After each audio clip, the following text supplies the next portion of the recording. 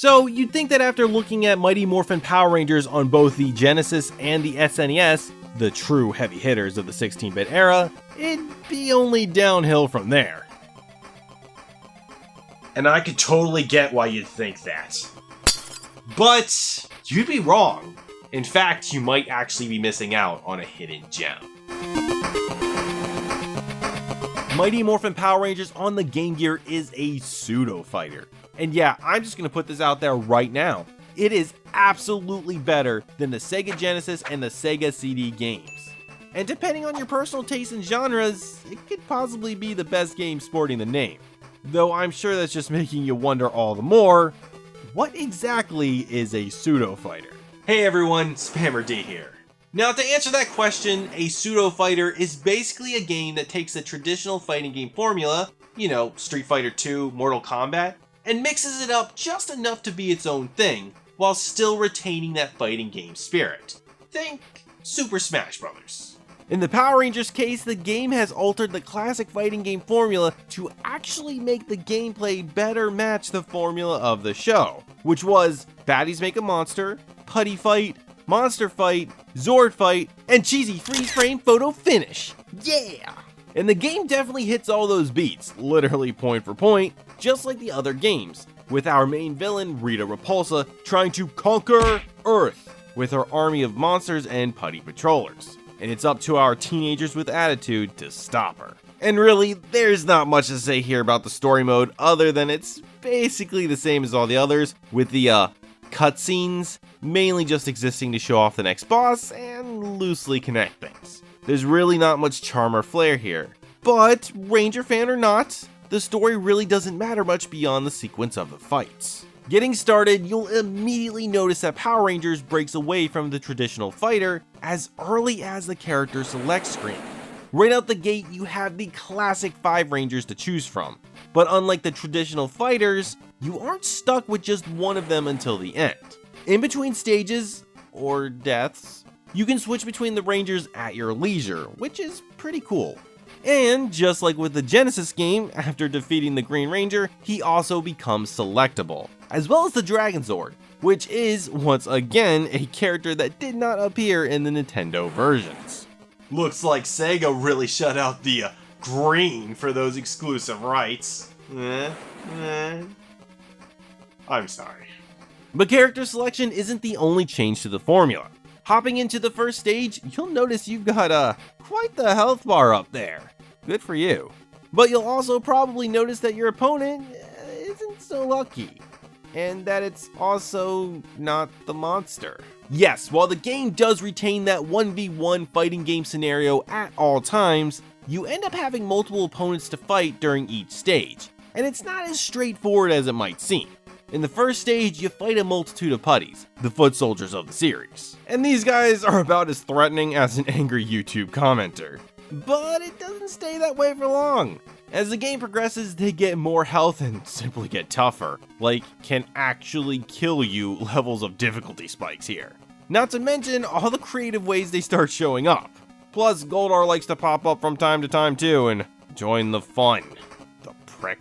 Obviously, the purpose of these pre-monster fights is to whittle down your health, and it can be a bit cheap at certain moments. But it's not completely unfair either. Every time you beat one of these foes, a bit of your health is restored. So obviously beating them as quickly as possible while taking as little damage as possible is the key. Not to mention, every stage doesn't exactly follow this formula to the letter.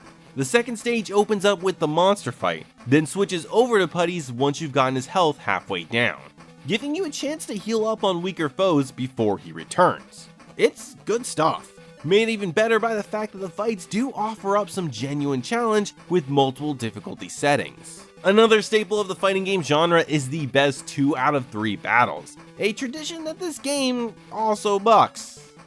Mostly. We'll get to it. Once you've beaten the monster one time, it's time for the classic Power Rangers giant robot fight, where you take control of the Megazord, Dragon Zord, or Mega Dragon Zord for round 2. And unlike the Genesis version, you can actually pick which Zord you want regardless of the Ranger you played as. Also, unlike the Genesis version, if you fall, you start back at the Zord fight. So, like I said before, it's pretty fair, especially since you'll probably fall at least once or twice. And that fight is also only one round, unless of course you're playing the Versus mode. That's right, like most good fighters, Genesis Power Rangers, the game offers up alternate modes besides just the story, and this one is no exception. Dropping the pseudo part of the fighting, this mode is rocking the best 2 out of 3 rounds, and is hilariously boasting a larger roster than the Sega game had, including letting you play as a putty, possibly the only Power Ranger game to let you do that. Don't quote me on that. And a neat little thing that I did notice was that despite all of these games being titled Mighty Morphin Power Rangers, and with the exception of Goldar of course, and the end boss, they're all sporting different iconic monsters from the show. So that's pretty neat. And as far as this game goes, they all look pretty impressive. All of the Rangers and monsters have a variety of animations, and they are all recognizable.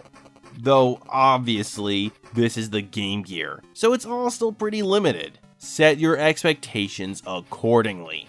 And the same can be said with the music as well. It's pretty solid for what the Gamegear could do. It's rocking that classic Power Rangers theme. And while the rest of the tunes aren't exactly from the show, honestly, they're not bad at all.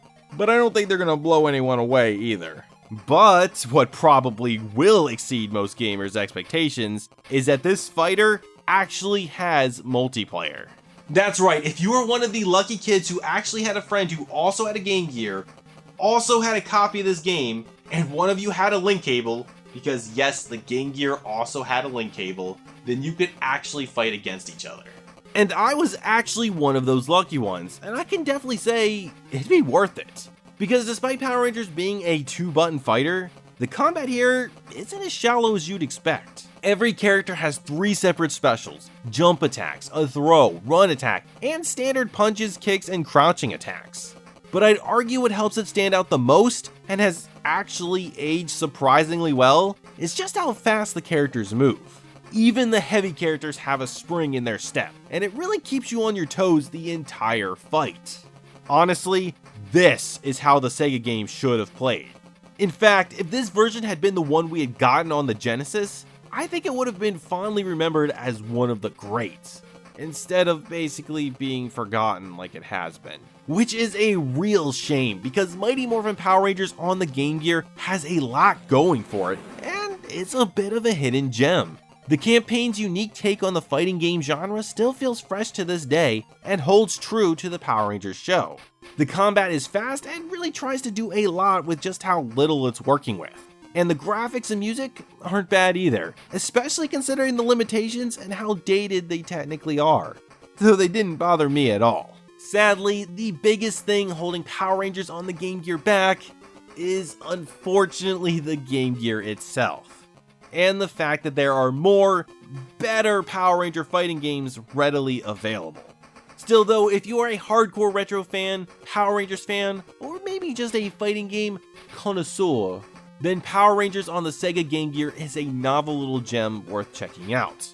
Though I would personally suggest emulating over dealing with an actual Game Gear.